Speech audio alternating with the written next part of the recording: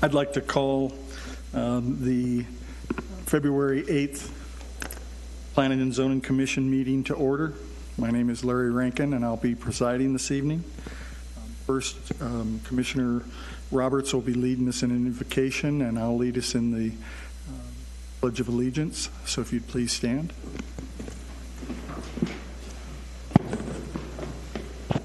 Father, we come before you asking for a blessing in this meeting, that your will be done, and thank you for the freedom you've given us in this country. In Jesus' name, amen. Amen.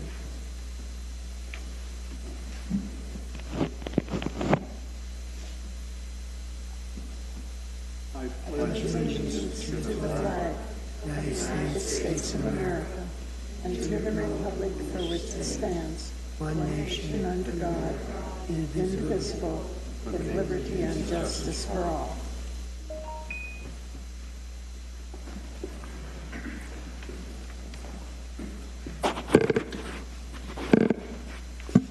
Could we have a roll call vote? Commissioner Rutherford? Here. Commissioner Musara? Here. Commissioner Roberts? Here. Commissioner Griffiths? Present. Commissioner Laney? Here. Vice Chairperson Rankin? Here. And Chairperson Zurcher is absent. Okay, if the commission's looked over the minutes, I'd like to entertain a motion for the approval of the minutes from January 11th and January 19th.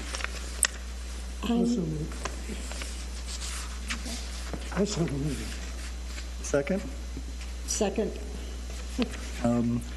All those in favor, we're going to do a voice vote. Aye. Aye. With the announcements representing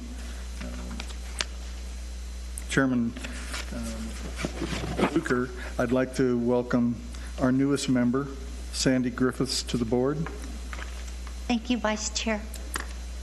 We appreciate it. Is there anything you'd like to say?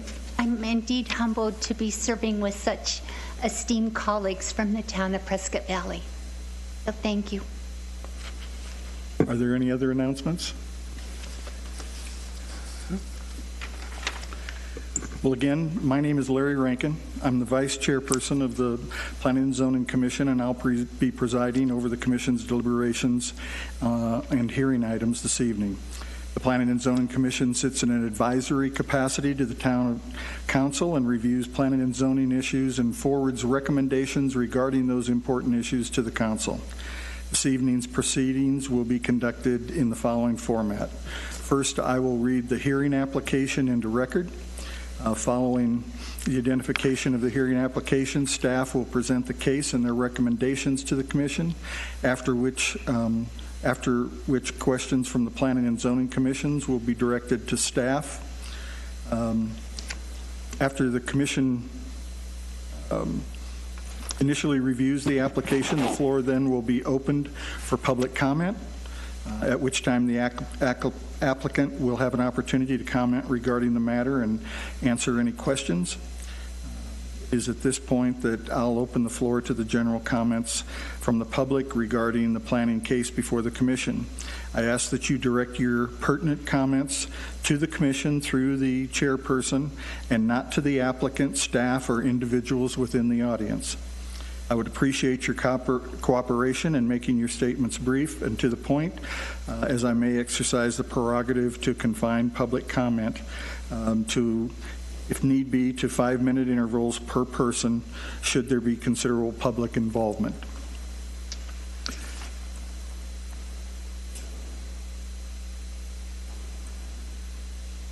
By the way, I'm the vice chair, and this is my first time running this meeting, so bear with me. May go a little bit slower, but I'll try and do my best. The first 3 items on the agenda all have to do with the Granville project. And so Eric Fitzer will be presenting, and he'll be combining those 3 for the public hearing period.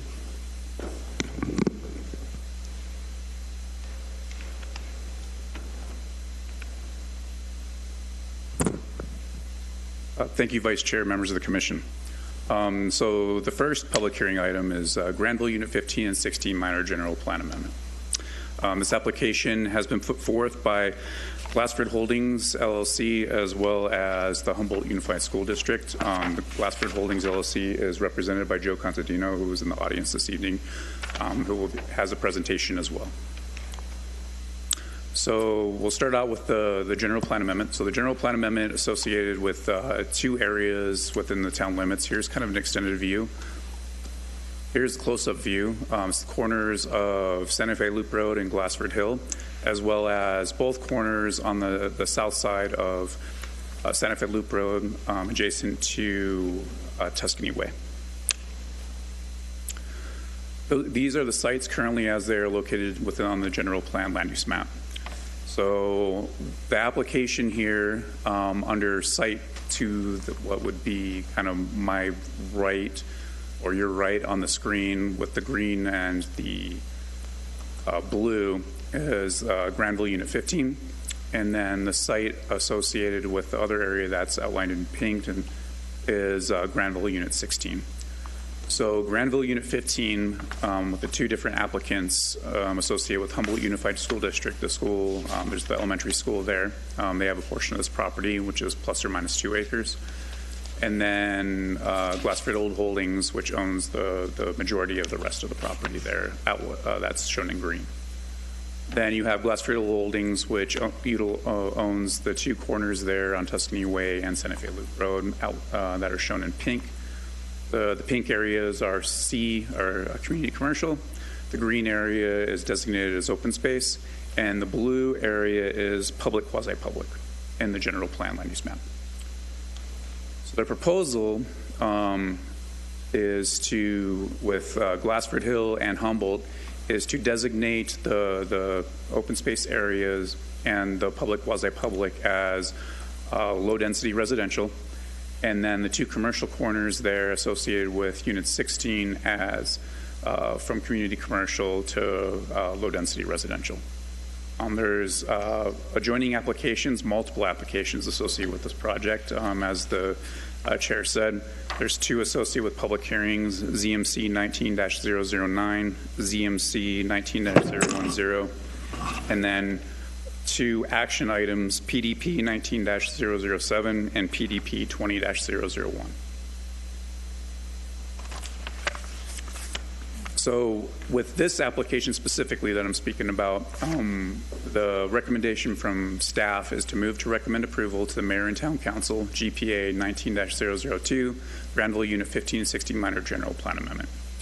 I'll now move on to the second agenda item, which is ZMC 19-009 associated with GPA 19-002. So ZMC 19-009 is Granville Unit 15 and 16 zoning map change. Again, another public hearing. Sites are similar, as you see. If you zoom in, sites are similar as well. The difference here is currently under the general plan or under the land use on the zoning map, the area that was outlined in green previous to this as open space is actually zone R1L10. So the only piece that's being rezoned as part of this, as part of Unit 15 associated with that is the piece that's zoned PL, that's associated with Humboldt Unified School District. The other piece associated with Granville Units 16 at the corner of Santa Fe Loop Road and Tuscany Way is C1, and the goal is to rezone that as well. The zoning designations that the applicant has submitted for is R1L-10 PAD on those 2 corners on Tuscany Way and Santa Fe Loop, as well as Humboldt Unified's application associated with the PL zoning district.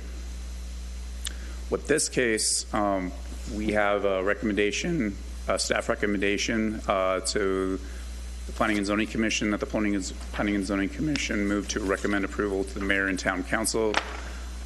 ZMC 19-009 Granville Unit 1516 zoning map change subject to stipulations 1 through 5 is outlined in your staff report. The third case that's associated with this public hearing is Granville Unit 15 zoning map change.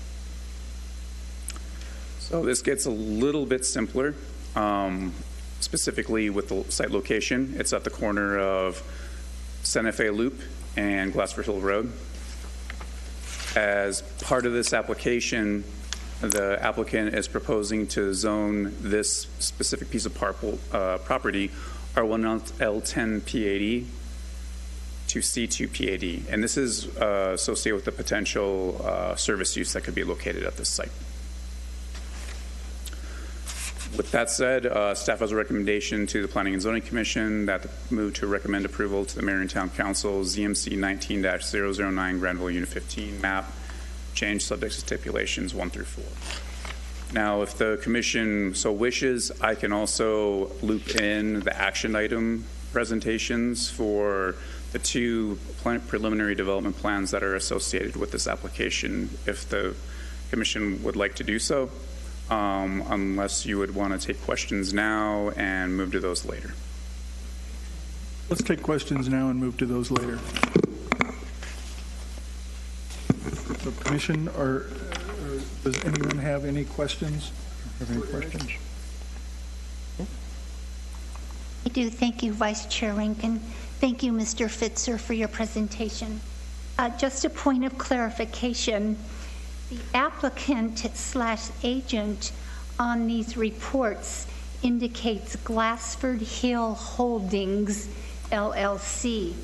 And then the request in all of these reports says upon the application of Glassford Holding, LLC. Are they one and the same? Vice Chair, Commissioner, they are one and the same. That would have been a transcription error on my part. Okay, thank you for that confirmation. And one other question, please. In the report, it talks about where these staff reports and the changes are utilizing the full residential entitlements of 3,400 units associated with the rezoning of these parcels. Where are we, please, Mr. Fitzer, with the residential entitlements with these current changes? Vice Chair, Commissioner, currently we're a little bit over 3,200. I had conferred with the applicant just previous to this meeting just to make sure. The applicant also has a presentation that, if the commission so wishes, that he can present as well, that we can switch over to that. Thank you very much. Any other questions? I have one. Okay. What are the results from the community meetings that were held regarding these change? Vice Chair, Commissioner, I think that would probably be better answered by the applicant. They held a Zoom meeting on December 15th. I did watch the Zoom meeting. There was numerous questions related to floodplain and so forth, and the applicant's presentation. Okay, I just want to make sure we get that result. And another question, Chairman, Vice Chairman. Has an updated traffic study been done on the on the Santa Fe Loop Tuscany project? Vice Chair, Commissioner, I don't believe so. That would be something that would probably be better asked the applicant, but when the transportation studies were done, it was to utilize the full allotment of units. So with 3,200 units, it's still within the ramification, or still within the engineering parameters of that transportation study. Okay.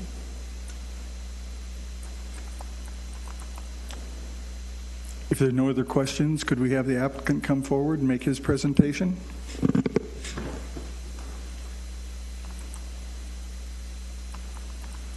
Vice Chairman and Commission members, my name is Joe Contadino. I've been the developer of Granville since the very beginning, and I've been before you a number of times over the years, and I have some things to present that maybe give some focus and background about everything that has transpired. One of the things I'd like to answer Commissioner Laney, we sent out 650 notices of our meeting on December the 15th, and we actually had 29 people sign on. They were able to type questions that we could see on a screen, and we responded to those questions. Quite truthfully, there weren't many questions at that time, and we haven't heard anything since that first meeting. I've got a little bit of history and some background and some things that you may not be aware of. The map that you're looking at was the map that was used to zone the property originally in 1999. If you look at that map, as far as the housing is concerned, it is very little change at all. The biggest change was the golf course. In those days, every master plan of any size had a golf course. It was kind of the standard amenity that you built in a master plan. And of course, we had a master plan and the golf course. And the golf course is basically designed in the drainage channels. We actually had a grading plan done for the entire community, balanced all the dirt, and we were working with golf professionals to purchase the course. And after about a year, they finally said, if you build it and give it to us, we'll take it. And it didn't take very long. We thought that wasn't a good transaction. So early on, probably about 2003, we eliminated the golf course and committed to leave all the golf course spaces that were in drainage channels open for open space. And we have done that. In retrospect, we were really fortunate because golf courses today are not amenities, and everybody that has one wants to sell it. And in communities, there's a number of lawsuits going on in Phoenix today over defunct golf courses. So other than the golf courses, the master plan hasn't changed much. There are 7 parcels that were designated for commercial. There was the southeast corner of Santa Fe Loop Road and Glassford Hill, the 2 corners we're talking about today, 2 corners over on Granville Fairway. This was the RV parking lot storage facility, and then there was a commercial piece zoned that would be used in connection with a golf course, a pro shop, restaurant, those kinds of things. Well, the first thing that happened was the southeast corner of Glassford Hill and the Santa Fe Loop Road. It was determined that the site wasn't suitable for commercial because of the topography.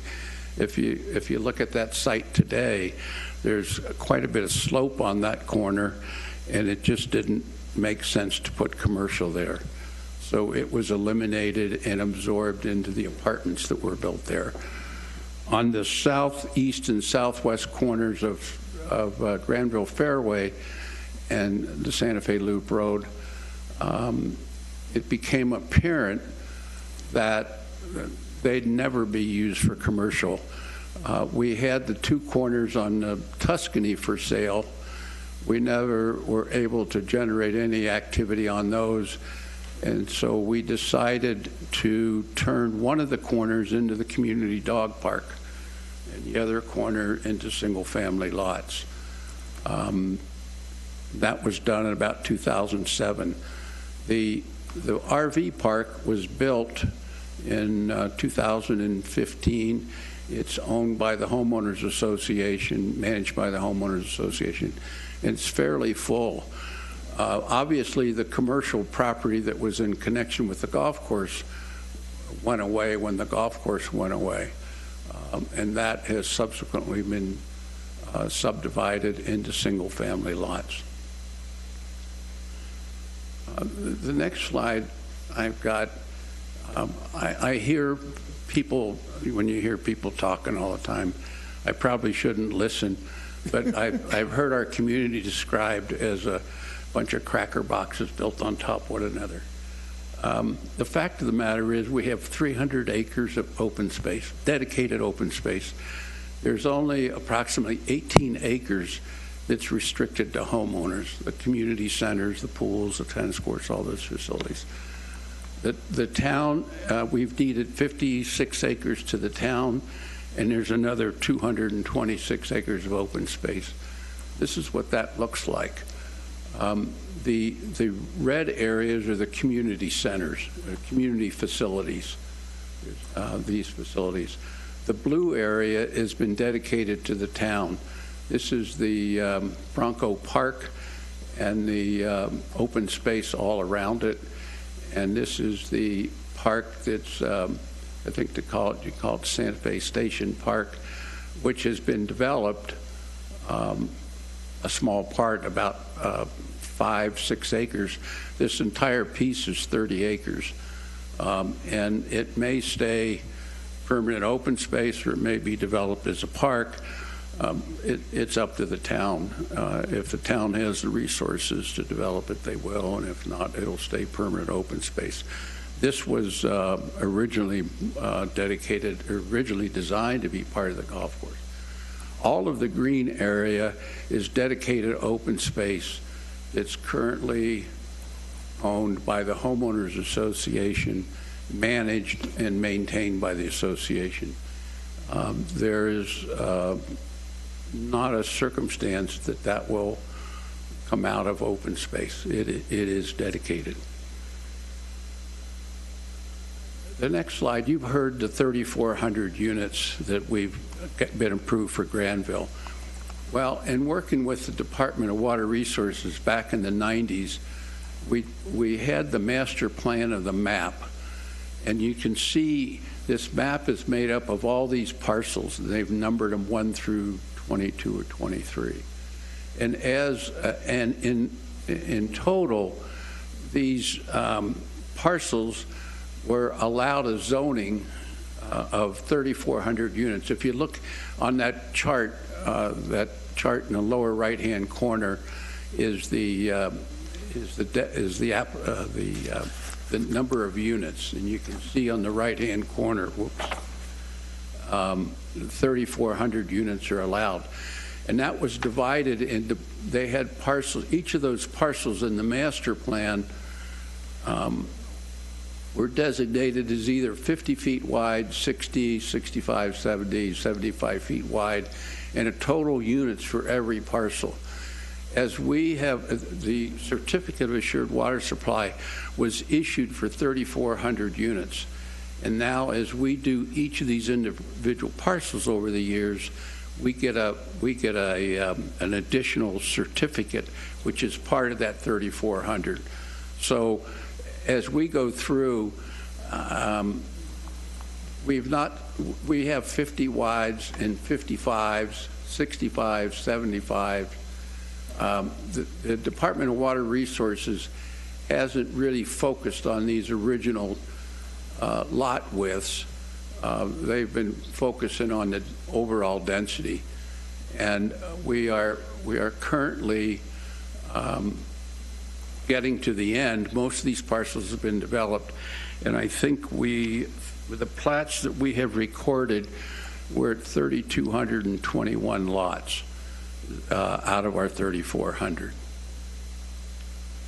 So that's a little bit of background on the overall. Next slide is the two commercial corners. These corners were developed in approximately 2005. We've had them for sale since 2005 as commercial properties. I'd have to say we had, right before the crash in 2008, we had some doctors that were looking at one of the pieces, and that fell apart. And then several years ago, we had a couple of developers wanted to develop those corners, but they couldn't ever make it work. I don't know what circumstance was, but they just walked away. So as we get down to the end of the development, we've got these two pieces, and we decided that we probably need to develop those. We've developed each of these pieces. The west side of Tuscany has 14 lots, and the east side has 16 for a total of 30 houses. And this will be our Vista product line, which is a duplex. And there's quite a bit of open space around it because it just doesn't fit. There's not a lot we could do with it. So we do, these are all single-level, single-family homes, which has a real market here in Prescott Valley. Now switching to the school site. A little history on that. In the original zoning, the town stipulated that we donate 20 acres to the school site, to the school district, I'm sorry, which was fine with us. The school site was designated generally on the southeast corner of Glassford Hill Road and Tuscany Parkway.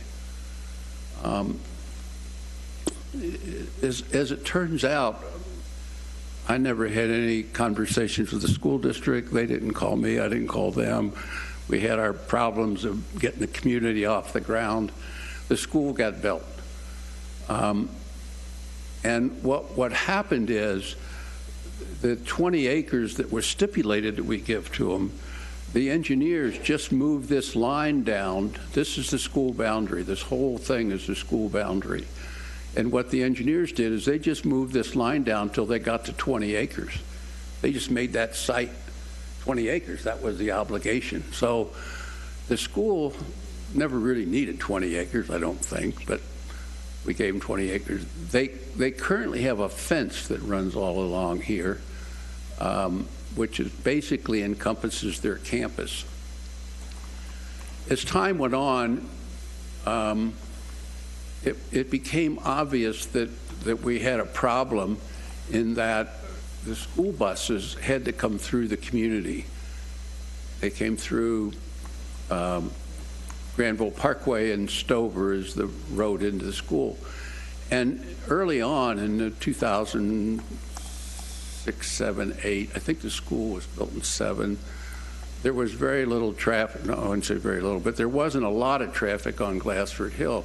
So the buses could come out Stover, come Granville Parkway, and get out onto Glassford Hill. Well, as the community grew, traffic grew, it became a problem. There was a number of accidents at that intersection, and the town blocked off the road so that you can't make a left turn onto Glassford Hill. And that consequently forced the school buses to take Granville Parkway around to the north where there's a traffic light. We heard complaints from our homeowners. They didn't like all the buses going through there twice a day. And I had to agree with them. It wasn't a good situation. The school district wasn't happy with it. And so it's been one of those issues that it's like, well, I'm not sure what we could do. If we could fix it, we would, but we couldn't fix it. So what happens is we get down to the end of Granville. We've got 3,200 lots. We've got another 180 lots that we can do. So I started looking at this, and I said, you know, if we could come in here, build a little subdivision, we could give the school access to their property from the Santa Fe Loop Road, which is a signalized intersection. We could build a road there, but you can see there's a little piece of this that the school district owns that we gave to them, which is in a floodplain. Now, basically, this entire area that the school owns is in a floodplain. That has real issues in terms of putting a road through it. We wouldn't be allowed to do anything in this piece without redefining the flood channel. this area is all designated in FEMA as a floodplain. And I have a slide I can show you a little more specifically. But generally, the entire area is in a floodplain. With that being said, you don't have any ability to go move dirt, to build anything. The town has a flood administrator who would take our heads off if we went in there and did anything. You just can't do anything in a flood zone unless you change the channel. So we agreed that if we went in and filed for what's known as a conditional letter of map revision, we could channelize this area so that it wouldn't just be a free-flowing, what they call sheet flowing. The water just comes out. There's a box culvert on Glassford Hill right about here, and the water just sheet flows. So I approached the school district, the superintendent, and talked about the possibility of doing this, and he agreed. We also agreed that it would be really difficult to try and enter into an agreement, a paper agreement, where they would exchange this little corner of property in the floodplain for us building the road for them. So we had a presentation to the school board. It's actually been a little over a year ago, where they, in concept, agreed, and we had what you describe as a handshake deal. We said, we'll go do the work. When we're all done, we'll do the exchange and we'll build the road. And we've been operating under that ever since. We've been working on obtaining the CLOMAR, the conditional letter of map revision. It was the engineering cost of submitting that was about $60,000, and we've been working on it a year. We're supposed to have approval any day. They keep saying 3 weeks ago they said we'd have approval, and then next week, and it keeps going on and on. When you deal with the government, nothing happens overnight. So we now are at a point where we have we will have a CLOMAR, which is a conditional letter, and what that will show is this is the site plan of what we would intend to do with the property. We would build 56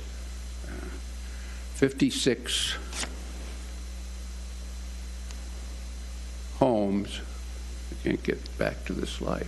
56 homes. Again, these would be the Vista product duplexes, all single level duplexes in this area, and we would provide access to the school.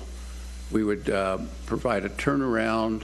We'd put there'd be a fence for the school property, and they would have access for their buses coming in and out without going through the community, and they'd be able to have a lot more flexibility, and the school district is totally in favor of this. I wish the principal would have come here tonight. She's really ecstatic because she has to deal with the traffic every day. So we have agreed that if the school district will exchange this little piece here, which is about 2 acres, and it is all in a floodplain, we will build them a road into the school. It would be a road like our subdivisions. It would be commercial grade. It would take buses. It just looked like one of our streets. And today they got me to agree to do a sidewalk too, because they said they needed a sidewalk. So I agreed to do that. What this looks like. This is what the channel will look like when it's done. It'll come under, there's a box culvert, and you can tell where that is on Glassford Hill. And the channel, this will all be channelized all through here. And then when it gets to the boundary here, it goes back to a sheet flow. The water will just just spread out and flow, go downhill. If you look at these blue lines on here, everything inside the blue line is in a floodplain. It's designated as a floodplain, and you can say, well, this doesn't flood, these lots are high, or this piece is high. These flood maps were done years and years ago by FEMA, and they're really, when you look at them, sometimes there's no rhyme or reason. We don't understand why they are the way they are. If on the west side of Glassford Hill, we built some houses up on a ridge. If you drive by there, you can see them. Those houses were in a floodplain on the original maps. So the floodplains are really not specific, and this will allow us to channelize the water so that it flows through here. These pads will be built up, and we'll be able to build the road. The dirt for this project is sitting on the northeast corner of Santa Fe Loop Road and Tuscany today. As we finished our grading over on Tuscany, we would have loved to have put it on this site, but the town would not allow us to put any dirt in a floodplain until we had a Clomar. So I don't know if you've noticed that. There's about 120,000 yards of dirt there that we are going to move onto this site.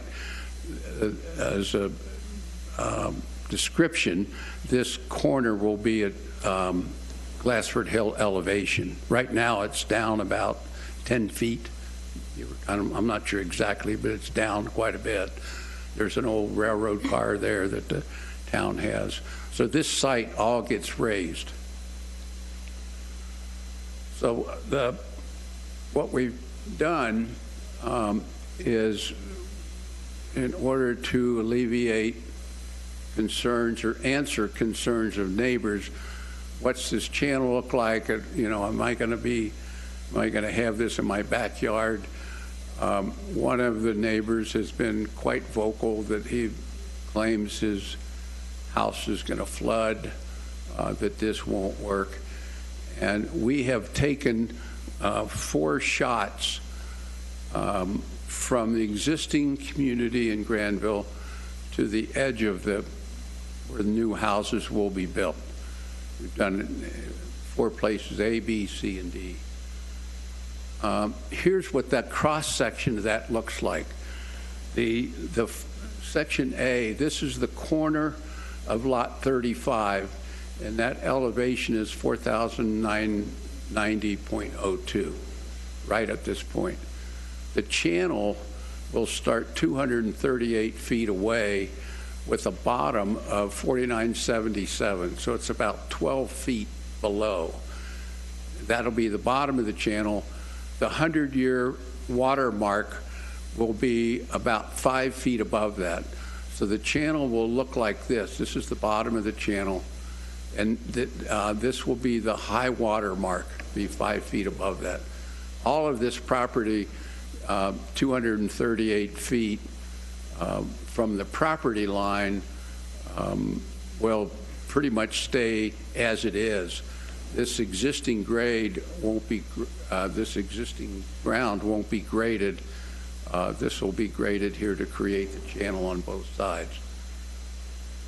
Section AA is the next one, and it is 220 feet from lot 39 to proposed subdivision.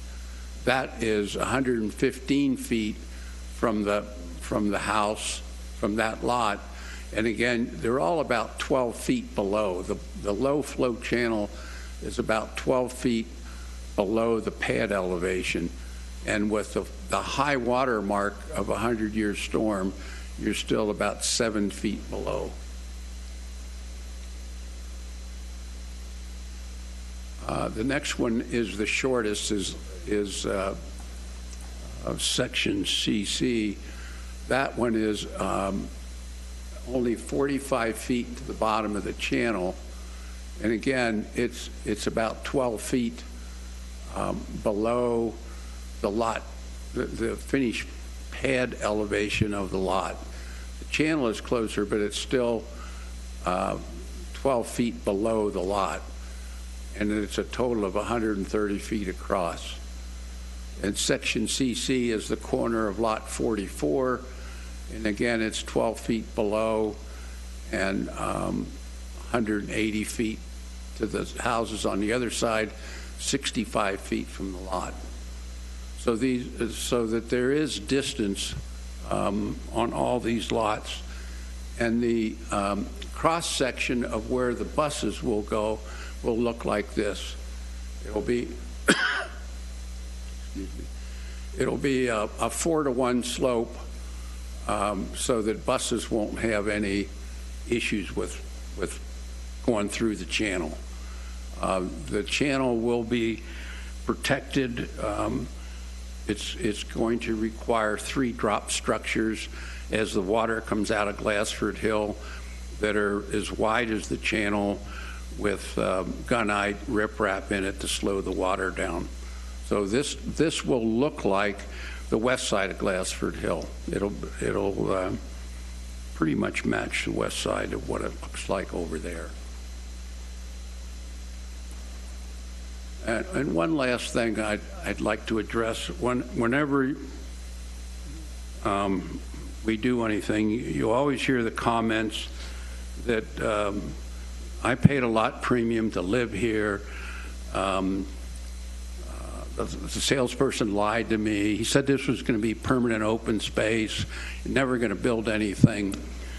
And I'd have to say that's totally inaccurate, because every one of our contracts, and this is our purchase contract, it's an aerial 12-point type, so it's not something that nobody reads. And we've all seen those things. They're 70 pages long, and you can't read them, and you wouldn't read them anyway because they're horrible. But this is not a very long contract. Now, homeowner is required to sign every page, and one of the pages there's a paragraph that's entitled "No Oral Representations or Changes," and it says in part that the purchaser acknowledges that each and every representation relied upon in connection with this purchase is contained in the agreement. So there is no representations that aren't written out. Universal also makes no representation regarding the view of, to, or from the property. And they make no representation about anything to be constructed, not constructed, allowed to grow or not allowed to grow within the vicinity of the property.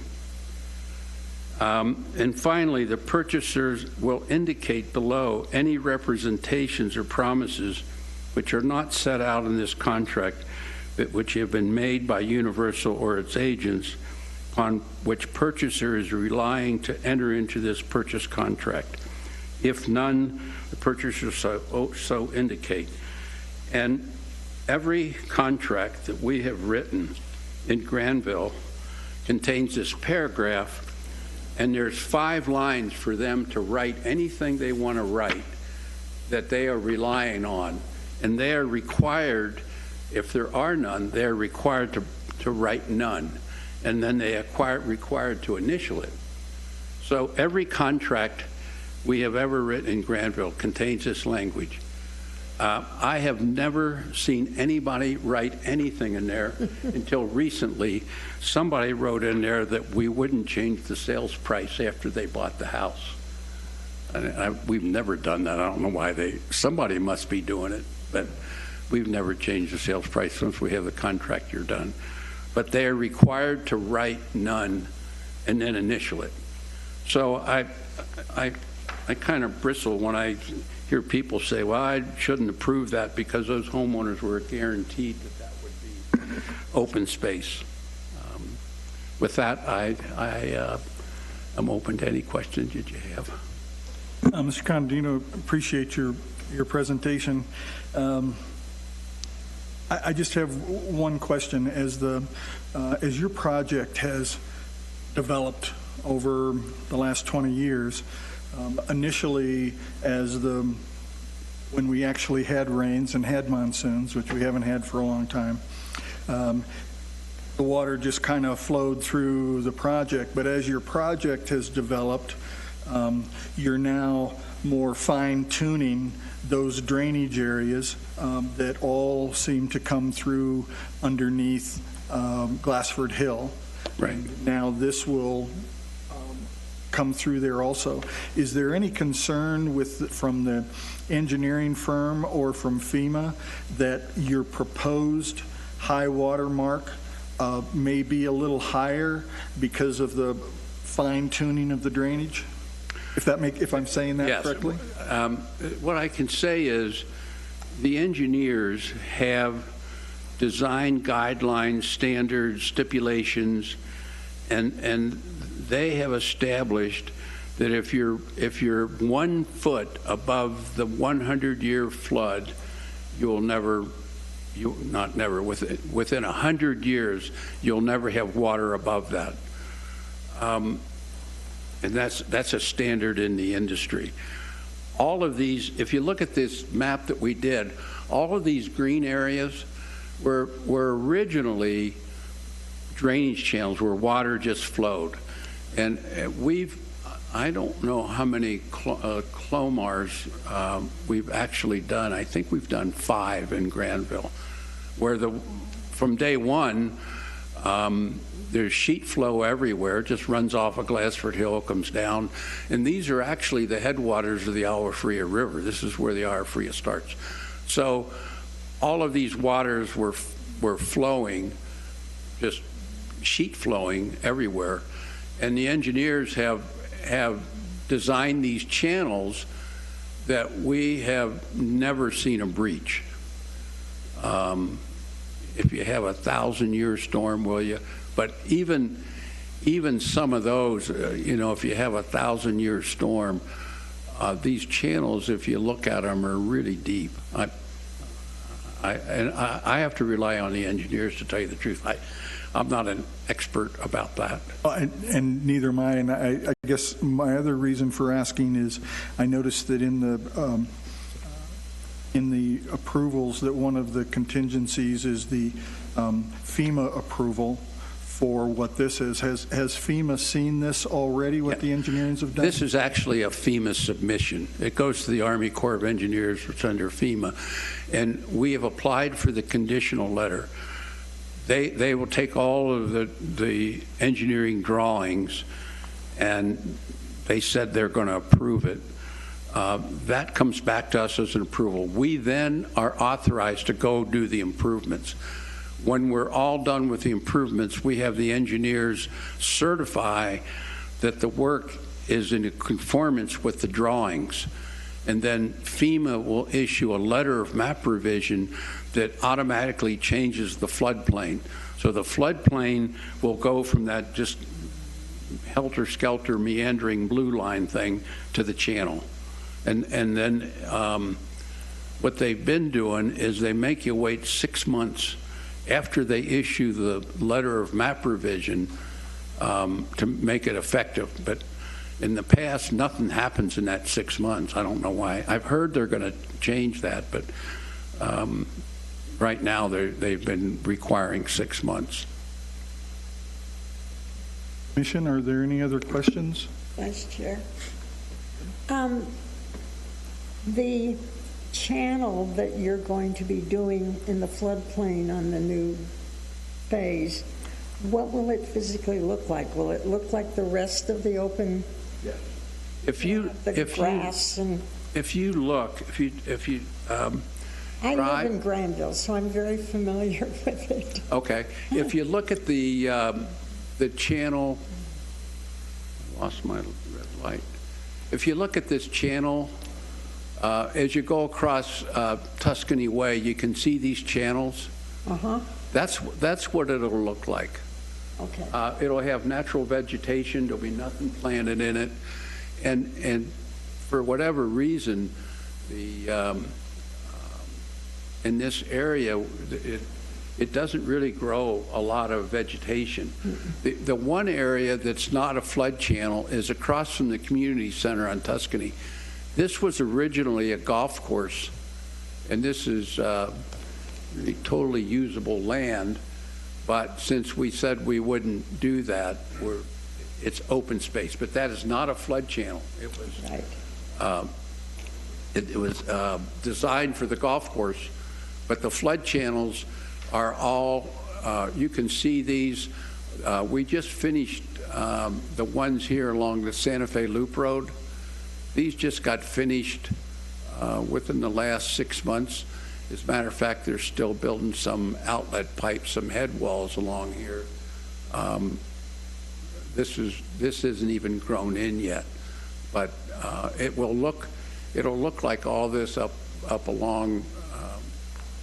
This is Granville Fairway here, and this is the channel that comes down. This is where the school is. The channel comes down, and then it comes into the town land. But that's been that way for 20 years. So that's what it'll look like. Okay, so it'll look like what's there now. Yes. It shouldn't have. Any other questions? Thank you, Mr. Contandino. Okay, thank you.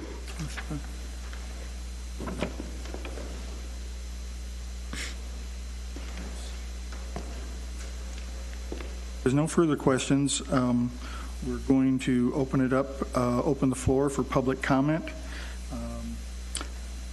Have anybody come up that, as an individual, please give your name and address for the record so that we know who you are. At this time, is there anybody from the public who would like to come up and make a statement?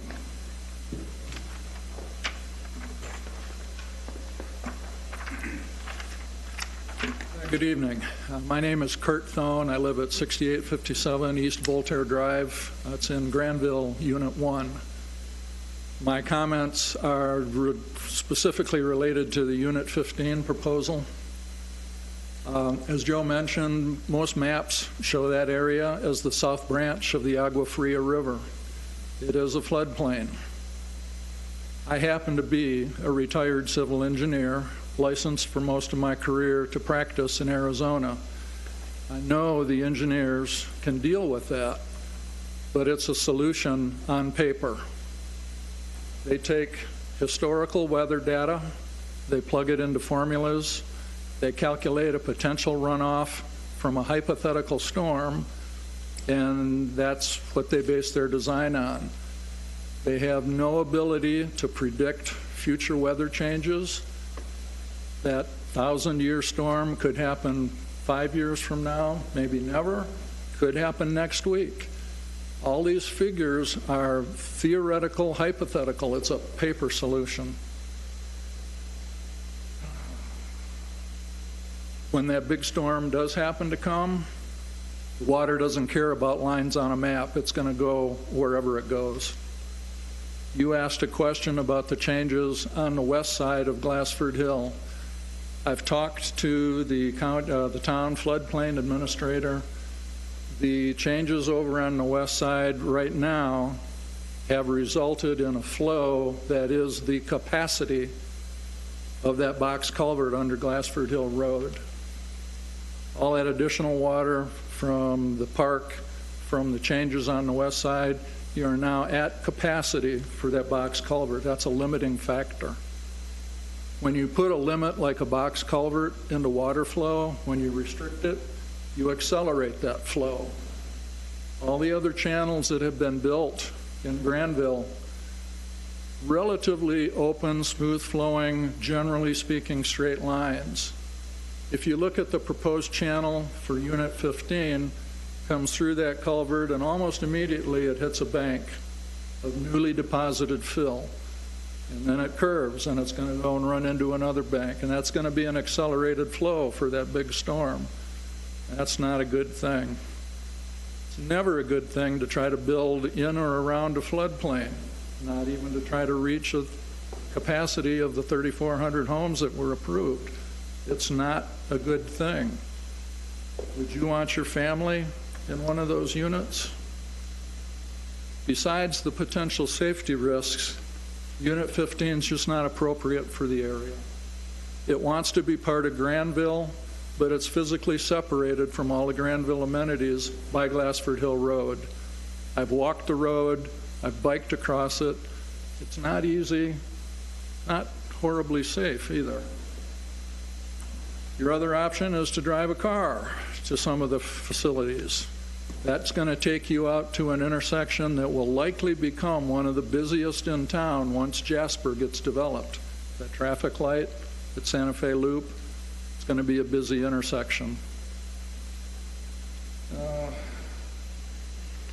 We talked about the bus road. That's supposed to remove traffic from the local community. I've spoken with the transportation department of the school district. There are 3 buses that service the elementary school each day. There are other buses that will still be in the community that service the high school, middle school, and the charter schools. Even the 3 buses that could use the new road still have to drive through the existing community to pick up and drop off students. There's going to be no reduction of traffic. Even if they do use the new road and exit through the traffic light at Santa Fe Loop, now they're just driving through a different neighborhood, and one that has only one entrance and exit. We haven't gained anything. Commercial property on the corner. This is basically a residential area. Why would we want to bring commercial into the north end of Glassford Hill? If there was a demand for commercial, those commercial properties on the west side of Glassford Hill would have been developed sometime in the last 20 years. There's no need for it. The town takes a really aggressive stand to obtain and provide open space for the residents. Here we've got roughly 15 acres currently open space. Since Granville was developed, that area has always been shown as open, undeveloped. It's currently in the town's general plan as open. 15 acres near the center of town. Why do you want to give that up? The residents want it. They like it. You guys try to provide for it. Why do we want to give it away? There was a survey last year by the Parks and Recreation Department. One of the big answers from the town residents, they want more trails, and there was an indication that some connectivity between existing facilities would be a good thing. This area is a natural corridor between Santa Fe Loop Park and the future regional park that will eventually be built to the north of this area. The best use for this section of land, leave it alone. Don't change the zoning. That's what the community is going to get a benefit from. So please, don't change the zoning and vote no on this Unit 15. If you choose to overlook all of these issues, please consider 2 stipulations that would go along with this. New residents coming in to these new homes, they'll be able to look at the existing conditions, assess any risk that might be associated with it, and they can make an informed decision on what they want to do. Existing homeowners to the north of this area, they don't have a choice at this point. If this happens, it happens. So please consider that bus road should require some screening, landscaping or a sound wall of some sort to protect those residents from bus lights scanning their backyards at 6 or 6:30 in the morning, and to try to minimize some of the traffic noise from having buses in their backyard. The other consideration would be, once these map revisions come out, that information will eventually work its way to mortgage companies that are holding loans on those existing properties. The documents from FEMA and the letter of map revision has some language on there that says, these properties will not be inundated. That's no guarantee. That's a calculation done by the engineers. As I discussed, hypothetical, theoretical, it's a paper solution.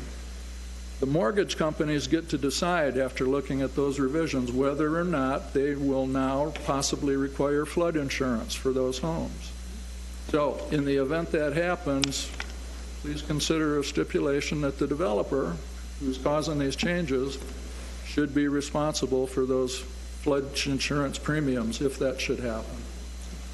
Sir, I know you've used up your 5 minutes, and it's been good, and I I'm all appreciate it, done. but I just wanted you to bring it to a close. Done. Thank you.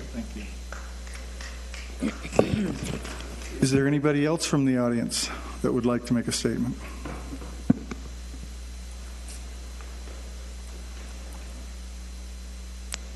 Yes, good evening. My name is Elizabeth Kennedy, and I live at 4873 North White Cliff Drive.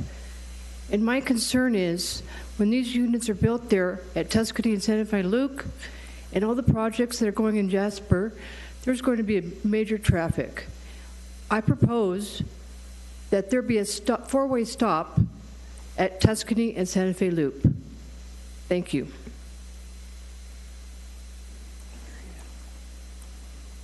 Mr. Condito, would you like to respond to that? There's one more gentleman. I see a hand go up.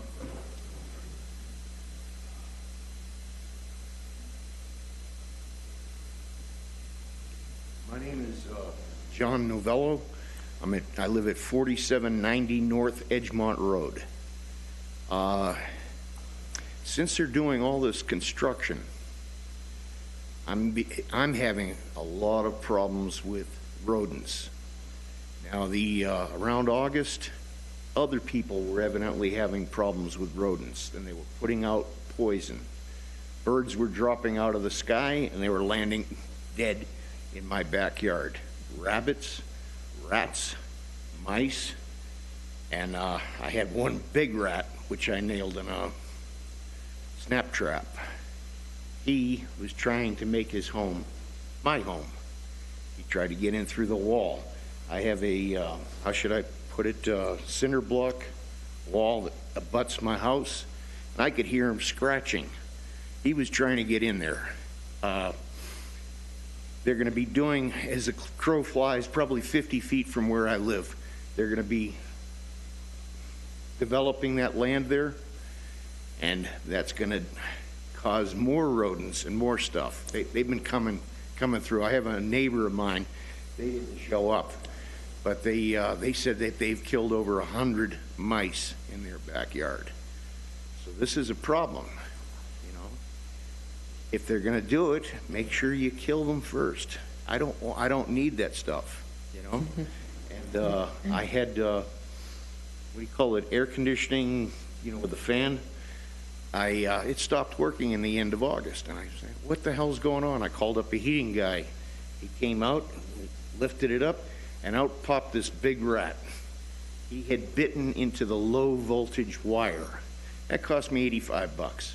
I bought those mint, $25 a shot. I've gone through 3 of them. I've gone through a ton of glue traps, which really aren't working, and snap traps. It's just, I'm getting inundated.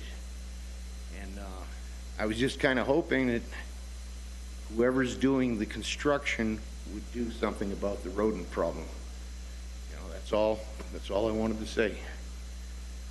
And I did agree with what that gentleman was saying too, because I lived in El Paso, Texas, and they had one of those 100-year floods that they were talking about. The arroyos, they had tried to build in the arroyos, and they had a lot of problems, like buildings washed away, that kind of stuff. So, okay, thank you very much for your time. Thank you, sir. Anybody else from the audience? There's none. Mr. Contadino, did you want to respond? Thank you. I'd just like to address a couple of things that were said. The FEMA regulations with regarding flood channel were referred to as hypothetical and theoretical, and that they would, there's a possibility that there could be flooding. Several years ago, there was a severe storm in August, and in talking with the engineers, I've said, what year storm was that? Was that a 50? Was that 100? they said it could have been a 1,000-year storm. I mean, there was really a lot of water. And the water flowed through these channels, and we had, in each of these channels, we built retention basins.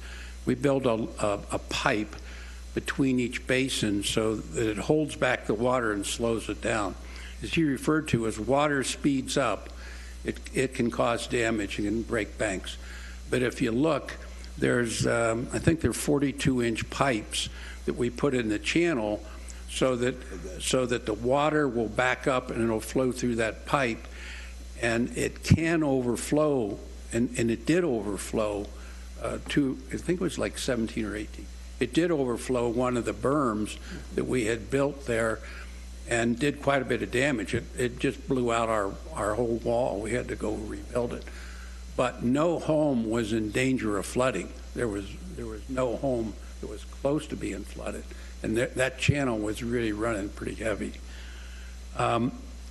In terms of the box culvert on Glassford Hill, again, accelerated flows cause damage. And the engineering plans call, I think they're 30 feet long, as wide as the channel, gun-eyed with riprap to slow the water down. And they step down a foot. Each one of them steps down 1 foot. So it's to slow the water down, and that is an engineering design that I'd rely on. With respect to the homeowners in the existing Granville north of the school, never had a choice of whether they would live there with school buses. There's I don't have an exact count, but there's maybe 15 or 20 houses that will have school buses riding in front of them twice a day, but they'll have the opportunity to decide if they want to live there or not. It'll be up to them. If they don't want the school buses, they don't have to live there. So the buses aren't being inflicted on anybody. With respect to flood insurance, he recommended that we pay for flood insurance. That's, I don't think he has all his facts, because the mortgage lenders rely on what they call the firm maps, the flood insurance rate maps. So when they get a property, they look, is this within a flood zone? If it's within a flood zone, you have to have flood insurance. If it's out of a flood zone, I've never heard of anybody requiring flood insurance if you're outside of a flood zone. They don't require it. It's only if it's in a flood zone. And the other thing is, he talked about the open space to the east, and that eventually there's going to be a park built over there to the east of Granville, and that's a state land. The state land owns that. That property could be coming to market sometime soon. I have no idea when. I met with them last year, and the state committed to sell that property last year, to bring it to auction. Now, they've never done that. Now, whether there's ever a park there, that's problematic at best. And then the comment with respect to the Santa Fe Loop Road, it has a master plan design of 3 lanes in each direction. It was done at the time we did the initial Granville master plan. We built 2 16-foot lanes, an east and a west.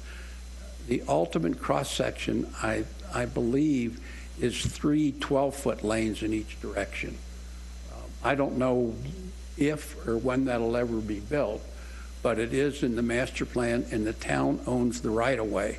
That's why if you ride along the Santa Fe Loop Road, you'll notice a fairly large area between the walking path and the pavement. That's all part of the ultimate right-of-way of Santa Fe Loop Road. So someday it may be developed into 6 lanes. It has to have the traffic generated to do that, but I don't think I'll live long enough to see it. Thank you. Thank you again. Commission, are there any other questions or statements? May I respond to a couple of those comments? Sure.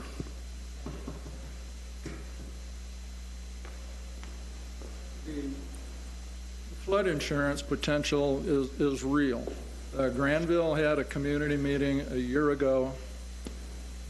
We had this similar discussion, and it's true. The documents come out from FEMA and all those people. They say, you know, this will never happen. It's a paper document based on a paper solution. Mortgage companies get the final say. One of the ladies, residents in that meeting, stood up, and in spite of all the documents saying, we understand that, you know, you're not in a floodplain, but you're close enough, she was required to have flood insurance. And I know you were there. I was there. So it's a final decision by the mortgage company in spite of what any of the documents say. Please keep in mind, I agree mostly with almost everything Joe said. I trust the engineering solution. None of those people are guaranteeing anything. The big storm comes, doesn't matter, and they're not responsible. So, yeah, it all looks good on paper, but it's just that. It's a paper solution. Thank you. Anybody from the commission? There is none, then I'm going to close the public hearings on item GPA 19-002, ZMC 19-009, and ZMC 19-010. Now I'm going to open it up to ZMC 20-006 upon the application of Ferguson Associates, a request for a zoning map change. Vice Chair, members of the commission, I think we need to vote on those three prior to moving on to the next. Each one individually. GPA 19-002 first. Vice Chair. Is that part of the action item? As part of the public hearing items, you have to act on even those items as well to move them forward. So each individual public hearing item will take an action, a vote by the commission. Vice Chair. Vice Chair. Vice Chair.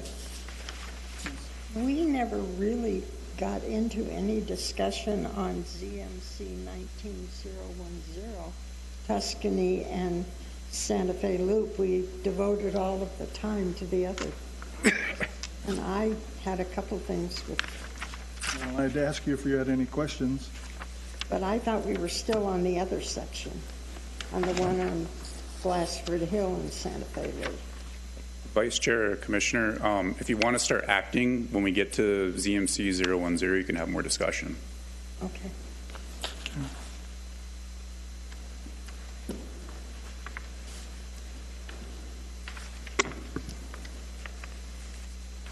So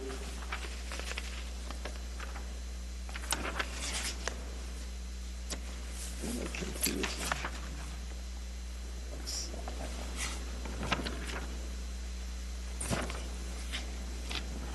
EPA-19-002, need to, is there any additional discussion before we ask for a motion?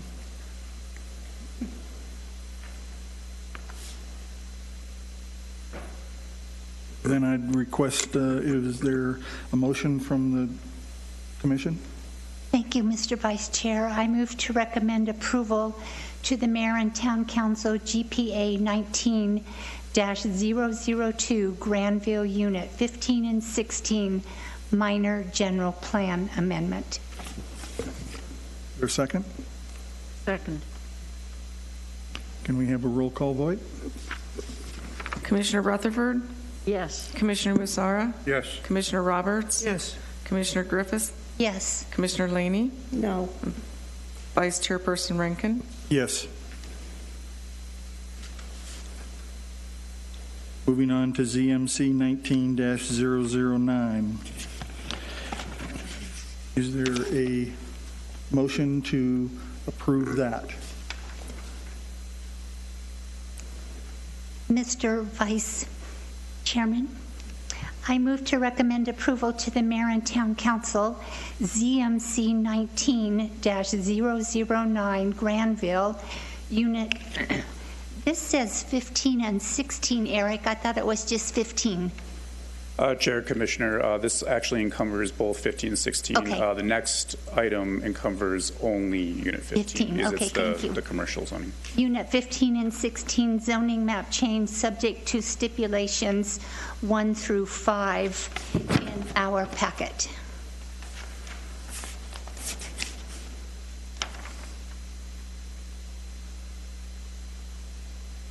Is there a second? I'll second. Do we have a roll call vote? Commissioner Rutherford. Yes. Commissioner Musara. Yes. Commissioner Roberts. Yes. Commissioner Griffiths. Yes. Commissioner Laney. No. And Vice Chairperson Rankin. Yes. Okay, the last of the three is ZMC 19-01. Is there a motion for approval of that from the board? I might as well go 3 for 3. Thank you, Mr. Vice Chairman. I move to recommend approval to the Mayor and Town Council ZMC 19- is this 009 or 010? 010, I believe. Granville Unit 15 zoning map change subject to stipulations 1 through 4 in our attached file. Is there a second? Second. Can we have a roll call vote? Commissioner Rutherford. Yes. Commissioner Musara. Yes. Commissioner Roberts. Yes. Commissioner Griffiths. Yes. Commissioner Laney. No. And Vice Chairperson Rankin. Yes. Now I believe we can move on to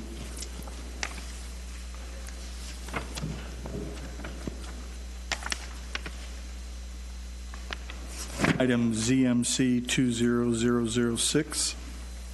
Upon the application of Ferguson Associates, request for a zoning map change from R2-2 PAD, Residential Multiple Dwelling Density District 2, to R2-1 PAD, Residential Multiple Dwelling Density District 1, on approximately 2.4 acres located south of the southeast intersection of Long Look Drive and Viewpoint Drive, Prescott Valley, Arizona. Eric, can you give us the details? Vice Chair, members of the Commission, you're getting a heavy dose of me tonight. So this is the vicinity map, kind of a overlook out. This is the location. There's a close-up location within the town center. So currently, the zoning of the site is R2-2 PAD. What the applicant is looking at doing is currently they have an allocation to do 52 units. This was associated with Viewpoint 1 and Viewpoint 2. Viewpoint 1 is actually directly to kind of your right where the site point out is. So that's been developed. There was an overall allocation of units between those two sites. And originally, they were looking at doing about 52 units on this existing site, or on this new site there at the corner of Viewpoint and their access drive. One of the things that they've looked at is kind of doing their market analysis and going through the process is that the needed amount of 2-bedroom units was just not there. So what they're looking at doing is convert most of the 2-bedroom units to 1-bedroom units. So they go from a total of 52 units, that would be a mixture of 1-bedroom and 2-bedroom, to approximately 73 units, that would be 1-bedroom. 1-bedroom would be a 2-bedroom for like a manager's quarter. And what that does is it requires a density district change. So as you know, in our zoning ordinance, when you have an R2-2, that the -2 equivalency is to a density district number 2. So density district number 2s require 2,000 square foot per unit. Well, once you convert to all 1-bedroom units, the unit count goes up, and that 2,000 square feet per unit does not work any longer. So that's the request to go from an R2-2 to an R2-1. The other item is there's a small increase in overall area. However, overall, when we get to the accompanying items specific to this project. It's associated with PDP 20-006. And PDP 20-006 is the preliminary development plan for potentially if the commission moves forward with this. So again, what the action today would be is to rezone from an R2-2 PAD to an R2-1 PAD. With that said, the staff recommendation is to move to recommend approval of the mayor and town council, ZMC 20-006, Viewpoint 2 Senior Living Community, zoning map change subject to stipulation 1. And specific to that stipulation 1 is that there's some improvements there along Viewpoint Drive. If you have any questions for staff, I'd be happy to answer those. Commissioner, are there any questions for staff? Vice Chair, thank you. Just for the record, Mr. Fitzer, and if I'm reading this correctly, years ago, they wanted to bring in 102 units. And so now we have, in my mind, lowered that density in a very positive manner. Vice Chair, Commissioner, so actually the amount of units does increase. So those 102 units were over Viewpoint 1 and Viewpoint 2. Okay. So the amount of units does increase marginally. But instead of basically they're going from 2-bedroom units to 1-bedroom units, which again, that would increase the amount of units that are associated with the project. It was kind of difficult putting all the pieces together from 2009. Understood. Thank you.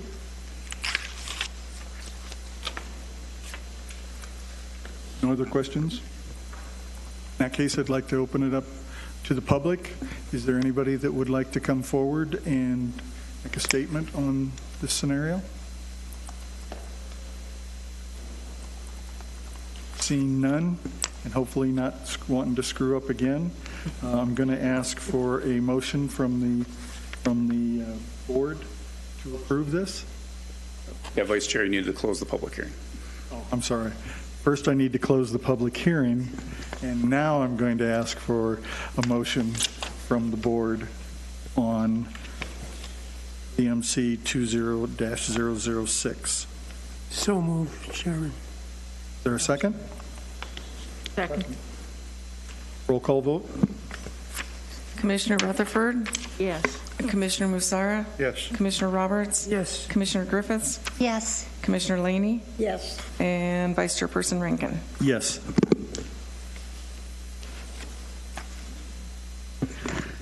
Okay, now we move on to the action items. First one being PP 19-007. Upon application of Glassford Holding LLC, a request for the preliminary development plan for a proposed 56-unit single-family duplex development on approximately 14 acres and an approximate 2-acre commercial corner located at the northeast section of Glassford Hill Road and Santa Fe Loop Road in Prescott Valley. Eric, again, you're up. Vice Chair, members of the Commission. So we did have some discussions previously on this. This is associated with case numbers GPA 19-002, ZMC 19-009, and ZMC 19-010. So here is the location at the northeast corner of Santa Fe Loop Road and Glassford Hill. Again, here's a closer view of the location. Here is the preliminary development plan that is being proposed by the applicant. The applicant did present this previously in the public hearing. Meets all town requirements. There are some stipulations associated with that. And with the potential for the zoning change, this would be equivalent or would be approval ready at this time. One of the items would be specifically one of the stipulations that you have in front of you associated with other stipulations is that the rezoning is approved and the general plan amendment is approved by the town council. So this approval is predicated upon that as well.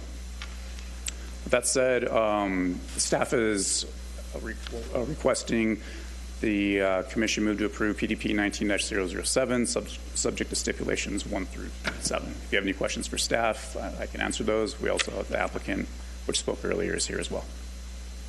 Are there any questions for staff? None? Thank you. In that case, I We'll request a motion from the board on PDP 19-007. Is there a motion to approve? Mr. Vice Chair, I move to approve PDP 19-007, Granville Unit 15 preliminary development, subject to stipulations 1 through 7. Is there a second? Second. Can we have a roll call vote? Commissioner Rutherford. Yes. Commissioner Musara. Yes. Commissioner Roberts. Yes. Commissioner Griffiths. Yes. Commissioner Laney. Yes. Vice Chairperson Rankin. Yes.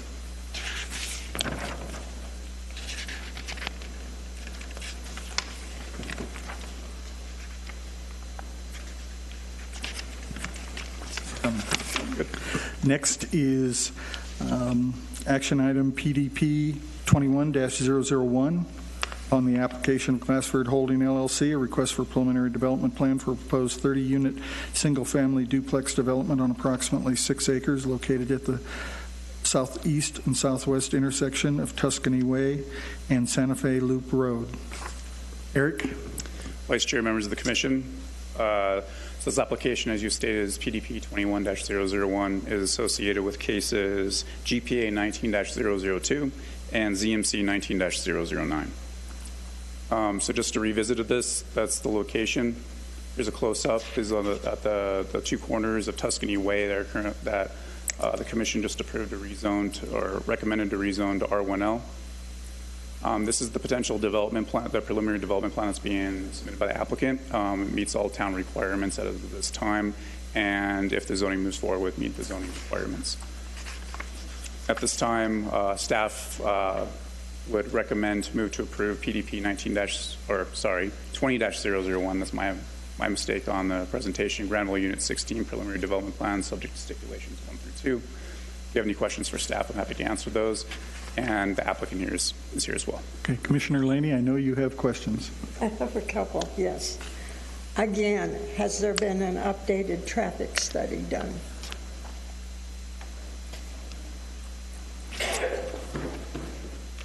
Since Jasper opened? Chair, Commissioner, as kind of stated earlier, the original traffic studies contemplated about 3,400 units, and this is well within those engineering parameters, so an updated traffic study was not done. True, but you've got Jasper to factor in now. I live there, I know.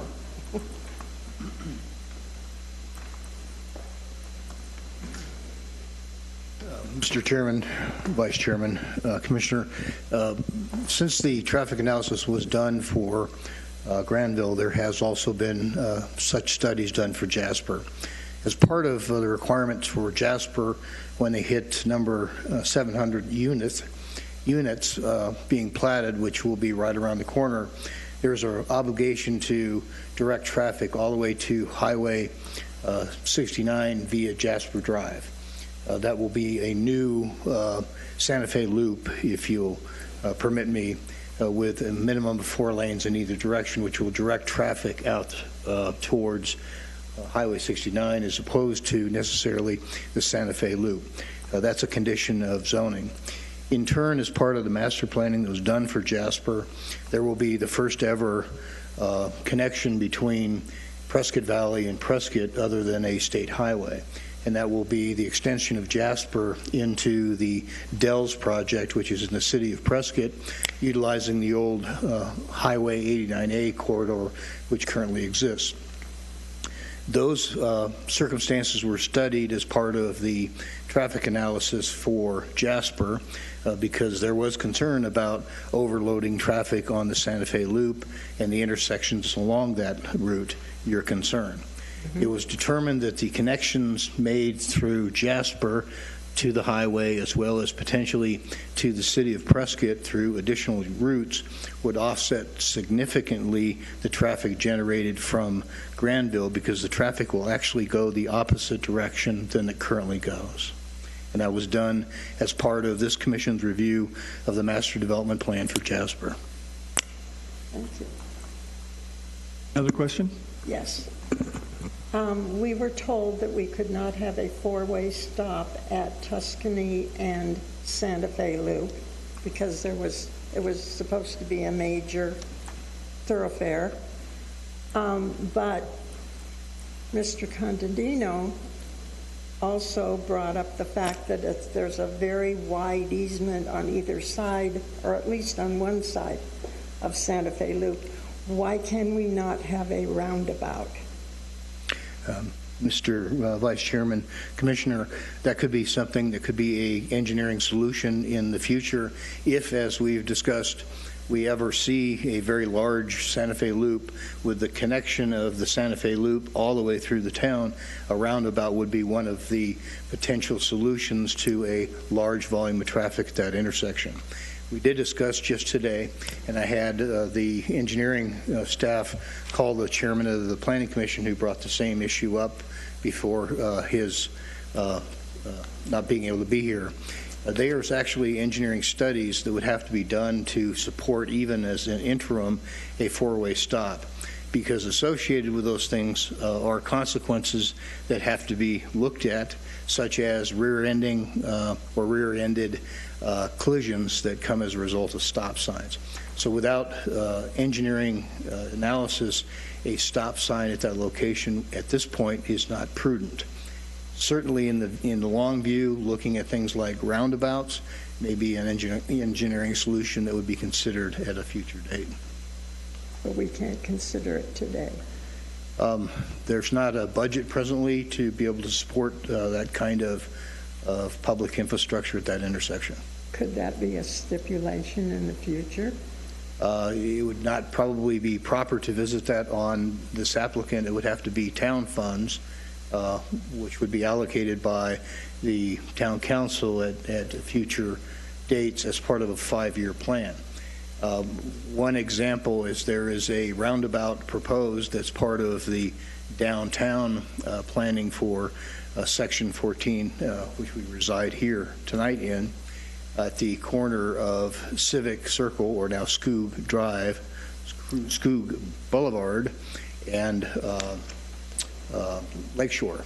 And that's intended to carry future traffic in both locations because there's another intersection that will come in into the back of the hospital area, as an example. That's an engineering solution that will be paid for by the town of Prescott Valley. The developer was obligated as part of the original traffic analysis to dedicate the right-of-way, do the initial 2 roads. There's no additional right-of-way, no additional obligation to the developer to do those traffic intersection improvements. Okay, thank you. Any other questions? Thank you. Ladies? Commissioners? In that case, I'll ask if we have a motion on PDP 21-001 for approval. Mr. Vice Chairman, I move to approve PDP 19-007 Granville Unit 16 Development Plan stipulations.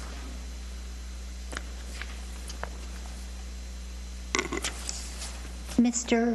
Vice Chair, I believe our number should be revised, PDP 21-001. You are correct. Welcome. So the same motion then? Yes.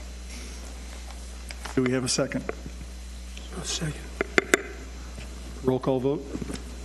Commissioner Rutherford, Yes. Commissioner Musara, Yes. Commissioner Roberts, Yes. Commissioner Griffiths, Yes. Commissioner Laney, Yes. Vice Chairperson Rankin. Yes.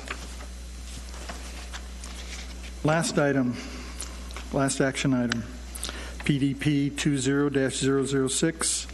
Upon the application of Ferguson Associates, a request for a preliminary development plan for a proposed 3-story, 74-unit, 73 one-bedroom and 1 two-bedroom at 105,784 square feet, senior community and associated parking on associated approximately 2.4 acres south of the southeast intersection of Long Lick Drive and Viewpoint.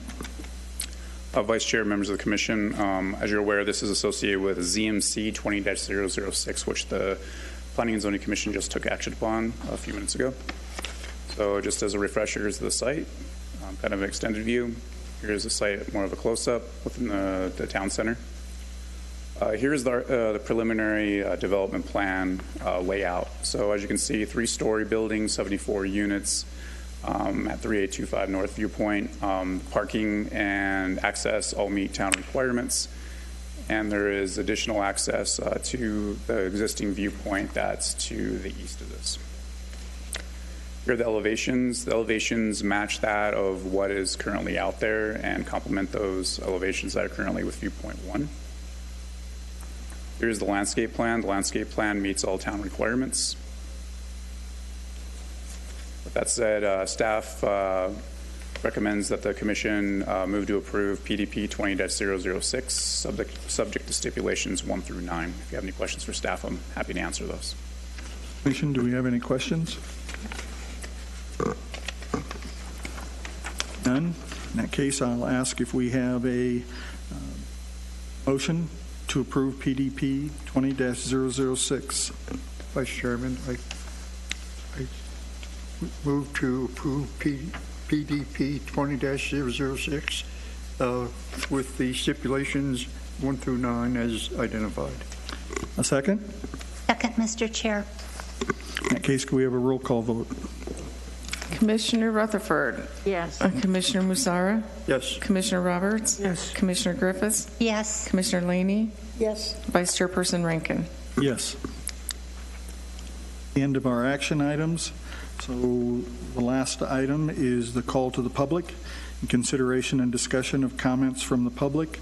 Those wishing to address the Planning and Zoning Commission need not request permission in advance. Action taken as a result of public comment will be limited to directing staff to study the matter or rescheduling the matter for further consideration and a decision at a later date.